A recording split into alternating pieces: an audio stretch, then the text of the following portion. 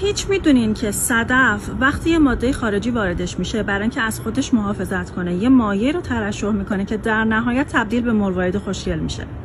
الماس تحت فشار و حرارت خیلی زیاد از گرافیت تشکیل میشه. عضلات قوی در اثر تمرینات ورزشی خیلی سنگین و تحت فشار که قرار میگیره قوی تر شکل میگیره. حتما متوجه شدین که چی میخوام بگم. اینکه همه موفقیت‌های بزرگ از دل سختی‌ها بیرون میان.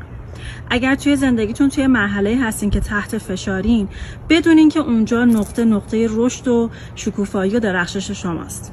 از تجربه خودم بخوام بگم، داستان من از جایی شروع میشه که تصمیم گرفتم از نقطه امنم بیرون بیام و هر بار که احساس ترس و فشار کردم یه قدم نزدیکتر شدم به اون چیزی که دلم میخواست.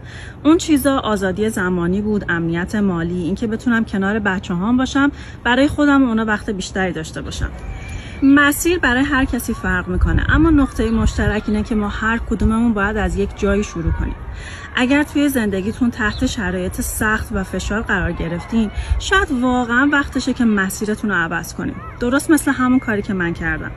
اگر دوستان این راهی رو که من پیش گرفتم شما هم پیش بگیرین، بهم پیام بدین تا بهتون بگم که از کجا و چطوری شروع کنیم.